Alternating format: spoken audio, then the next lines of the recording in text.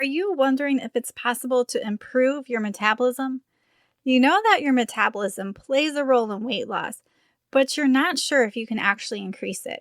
Well, today I'm going to be talking all about the metabolism, what slows it down, and how to speed it up. Hi, friends, and welcome to the Healthy Beyond 40 show. I'm Michele, mom of four, and military wife. I have my doctorate in physical therapy, and I'm an online personal trainer, health coach, and yoga teacher. Do you wish that you had more energy and could get into shape?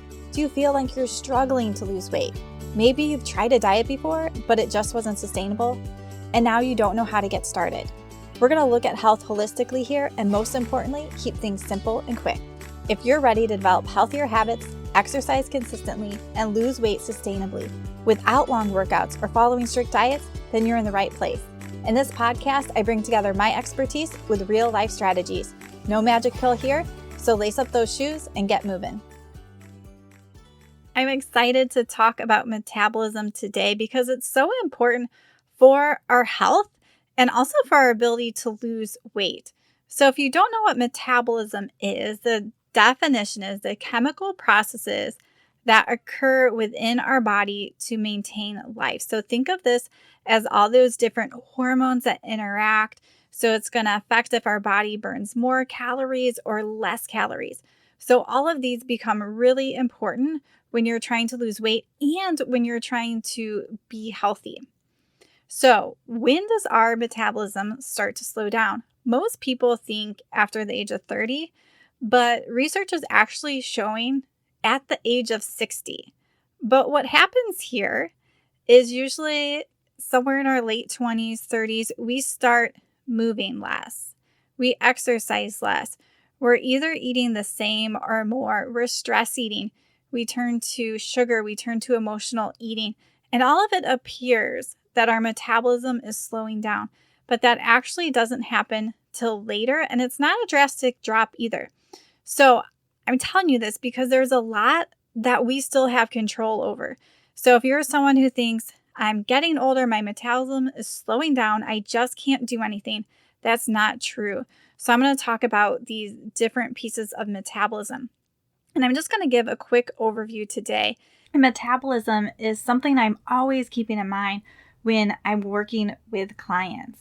I want them to lose weight in a way that's healthy and that really optimizes their metabolism. Inside my Healthy and Inside and Out course, I have a module on metabolism, and really all the other pieces of the course fit with ways to be strategic about optimizing your metabolism to really help with the weight loss so that we are losing fat and we are not losing muscle. So if you guys are feeling stuck or are not maintaining consistency in your health journey and you need some support, I encourage you to reach out. There's a link down below to set up a free call, and we can go over your goals, your struggles, really see where you are and what is that gap. Where do you want to go? What are some of those missing pieces that you may not be aware of? I'll also have a link down below of different ways that you can work with me, from my online personal training app to health coaching calls or my Healthy Inside and Out course. So check the description down below. So let's continue to dig into this topic. So I mentioned a little bit, but what causes your metabolism to slow down? It's really a combination of moving less, exercising less, eating the same or more, eating more processed foods, stress eating, having more stress, not sleeping enough. All these different factors together are going to slow your metabolism and your body is going to burn less calories. So it might be a little bit different for everybody, but usually it's more than just one thing. So we want to look at what these different factors are. What has changed? So if you think of yourself when you were younger, you think of the little kids, think of like 5-year-olds. They just run around nonstop. They have so much energy. They have so much movement in their daily life. And as we get older, we start moving less and less. And especially as we get to adults and our life is busy, we have kids, we have careers, we're exercising less, we're grabbing those quick foods. And those processed foods can really slow our metabolism down because our body doesn't process them as well. We're not meant to eat a bunch of processed foods. So you can sort of see how all these different factors together are going to affect the way your body works. It's going to affect the hormones in your body, and it's going to slow your metabolism down.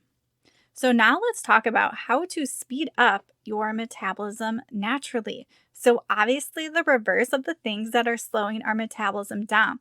But one thing I want to key in right here is building muscle mass.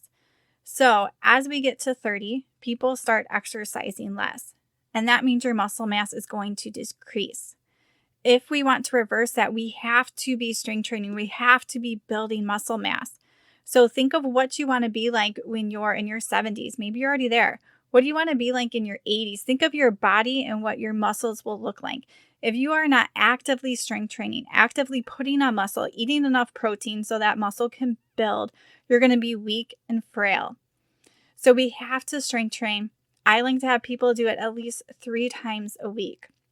And also, when we're thinking of exercise from a metabolism standpoint, I had a client who I switched from doing cardio and I switched her to doing movement. So that's just walking. We're not really getting our heart rate up too much and strength training.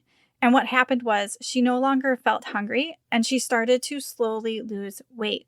Because for some people, cardio can actually slow your metabolism down because you're burning so many calories at once that your body wants to keep you alive, keep you well fed. So it's going to bump up those hunger cues and hunger hormones after you do a cardio session, and then you're going to eat more. You're going to be more hungry. So it's really individualized here and noticing how your body responds. The next piece I want to talk about is movement. So, does walking increase your metabolism? It absolutely can. So, part of our metabolism, there's different pieces in it. And one piece is called NEAT. So, it's non exercise activity thermogenesis. So, this is why when I refer to movement or walking, it's not exercise, but we're moving around. So, different ways we can increase this part of our metabolism is by standing more. Think about washing or cleaning in your house. You're using movement. Maybe if your kids or grandkids are at an athletic game, you're pacing the sidelines. Maybe you're carrying your groceries instead of just pushing a cart if you don't have many. You could go to a mall and walk around. You can do some laps in your house. Today, I put on some music and did some dancing in my house. You can park further away from something so you have a longer walk. If you're talking to someone on the phone, one of my favorite things to do is to talk, walk, and pray with one of my friends. And we're getting that movement in while we're talking and connecting. And sometimes your brain can actually think and process better if you're moving versus sitting. So I encourage you to go for a walk, talk with someone. It's good for your mind, for your body. And the last piece of metabolism I want to talk about today is the thermic effect of food. And why we're talking about this is that it's important what you're eating. So we all know the calories in versus calories out. And that holds some truth, but it doesn't hold the whole truth because some foods actually take more calories inside of our body to break down. So if you're having a piece of chicken, your body has to do a lot more to break that down. One, because it's a whole food, and two, because it's protein. So it's a little bit more of a process for our body to break down protein versus sugar or something very high in carbs. So if someone is eating a piece of chicken and some salad versus someone is eating, we'll say, a sandwich with some chips on the side, there might be a calorie difference, but we'll say the calorie amount is the same. But the person who is eating that sandwich that has the bread's already broken down. So what happens is your body absorbs more of those calories versus it's not going to absorb all those calories from the chicken or from the non-starchy vegetables. And the same idea with the chips. It's already broken down. It sort of goes right to your bloodstream and it doesn't take as much for your body to break it down. So when we go back to this idea of whole foods, making sure that we're getting enough protein in, what we eat can make a difference. So if someone is eating more whole foods, maybe higher protein versus someone who is eating maybe more carbs, a lot more processed food like granola bars and breads, and they're eating the same amount of calories, the one who is eating that more whole foods, that more protein, is actually going to be having less calories. So even though it's the same calorie amount on the food labels, the way our body processes it is going to be different.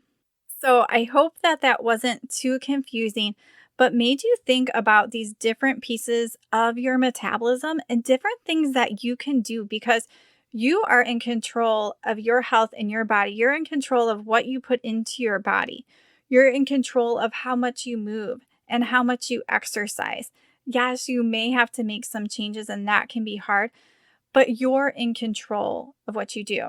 So I encourage you that if this is something you want to dive into, how to really optimize your metabolism, really lose weight in a healthy way, I encourage you to set up that free call and let's start figuring out those missing pieces for you. Let's help you to develop some consistency so that you can see the results that you want. So I hope that you guys have a wonderful day, that you guys are drinking enough water today, and keep on moving.